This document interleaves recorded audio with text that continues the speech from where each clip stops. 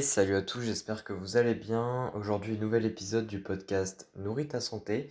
Et dans cet épisode, je voulais te parler de l'alimentation et du prix de l'alimentation. On a tendance à dire souvent que bien manger, ça coûte cher. Et c'est en fait souvent quand on parle de l'alimentation, bien manger coûte cher. On pense souvent aux fruits et légumes qui sont des aliments chers. Ça m'arrive souvent, par exemple, quand je parle avec des personnes ou même des personnes que je suis en coaching, me disent euh, les fruits, les légumes, j'en achète pas trop parce que c'est cher.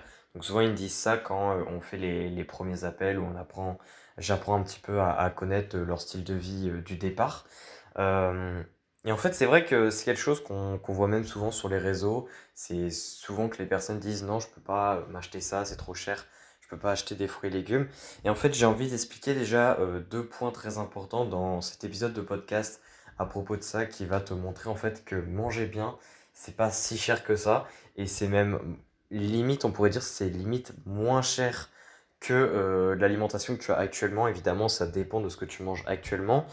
Ça dépend encore une fois de plein de facteurs ici. Mais déjà pour commencer, il faut savoir que les aliments que tu manges peut-être actuellement, en fait, sont des aliments chers dans le marché. Il faut savoir que c'est pas parce que ce sont des aliments mauvais pour la santé que ce sont des aliments qui sont peu chers. Ça dépend à la fois de la marque, du produit. Un des meilleurs exemples, c'est par exemple tout ce qui est KitKat, tout ce qui est Kinder Bueno. Puisqu'il y a une marque qui est relativement connue, les aliments sont chers et donc même si c'est un aliment, on va dire, de mauvaise qualité d'un point de vue nutritionnel, eh bien ça reste un aliment cher. Ensuite, il y a un deuxième point, c'est le côté préparation. Le côté en fait, par exemple les plats préparés où tu as juste à mettre au micro-ondes, ce sont des plats qui reviennent à cher parce que toute la préparation est déjà faite et en fait, puisque nous on gagne du temps entre guillemets parce qu'on met juste au micro-ondes, on n'a pas besoin de faire cuire, etc. Eh bien le prix est beaucoup plus augmenté et donc ces aliments reviennent à cher, même si encore une fois ce sont plutôt des aliments de mauvaise qualité au niveau nutritionnel. Donc pardon. Tout ça pour dire que les aliments de mauvaise qualité peuvent venir à cher et beaucoup plus cher que des fruits et légumes. En fait, les fruits et légumes, généralement, un des problèmes, c'est que les personnes, quand elles veulent passer d'une alimentation de mauvaise qualité à une alimentation de bonne qualité, c'est-à-dire pour caricaturer à des aliments de type Kinder Bueno, à plus, par exemple, des fruits, des choses comme ça pour le goûter, c'est un exemple. Et bien en fait, ces personnes-là ont tendance à penser qu'il faut tout de suite se jeter sur des fruits bio, sans pesticides, etc., etc.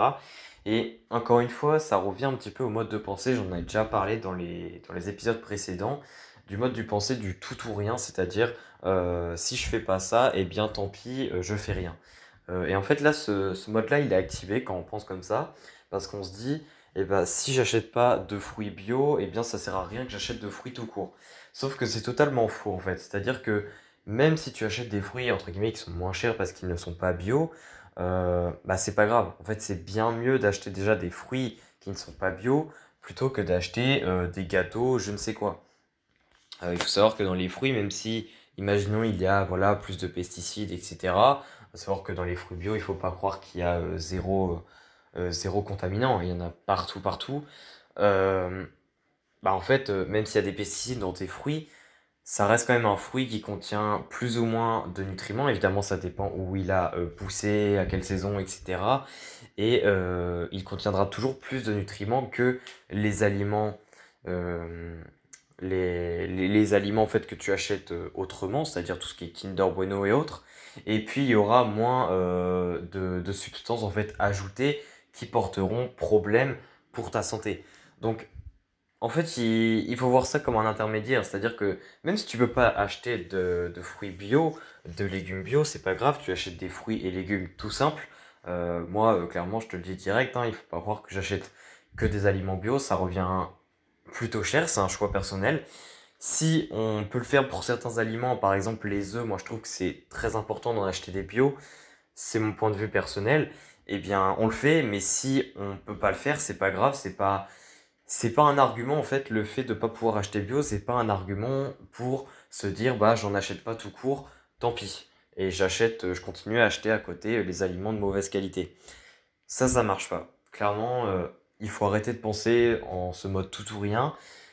C'est mieux que rien si tu achètes des fruits non bio, en fait, et tu vas pas avoir de problème. Il faut te dire que ta santé va s'améliorer, en fait. Même si tu te dis que les aliments sont pas de super bonne qualité, eh bien, ça sera toujours bien mieux pour ta santé que d'acheter des aliments ultra transformés.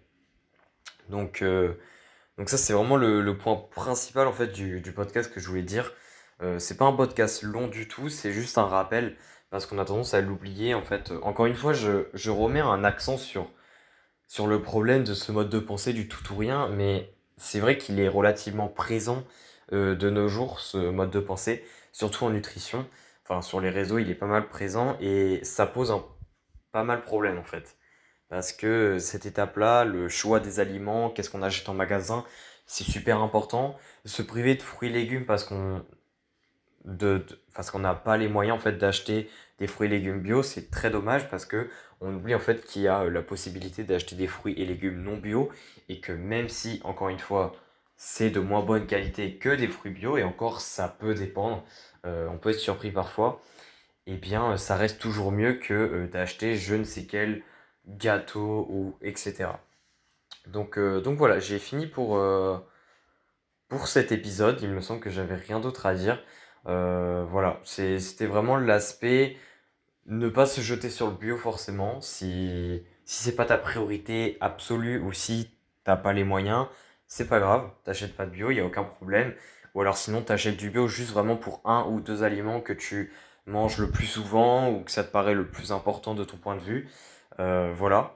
Et puis, euh, te dire que les aliments justement ultra transformés que tu achetais d'habitude, si tu veux vraiment voir l'effet, compare les prix par rapport à la quantité et dis-toi aussi que en fait 500 grammes de Kinder Bueno ça ne vaut pas par exemple 500 grammes de fruits au niveau du prix. Pourquoi? Bah, parce que quand tu manges 500 grammes de Kinder Bueno tu vas être beaucoup moins rassasié que si tu manges 500 grammes de fruits, tout simplement parce que ça va pas t'apporter les mêmes nutriments et que ton corps ne va pas être nourri de la même façon et donc tu vas pas avoir la même satiété au bout du compte.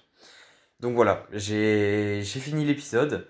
N'hésite pas à partager si ça t'a plu, n'hésite pas à m'envoyer un message sur Instagram si tu as des questions ou si tu souhaites parler d'un sujet peut-être que j'ai pas assez détaillé dans le podcast.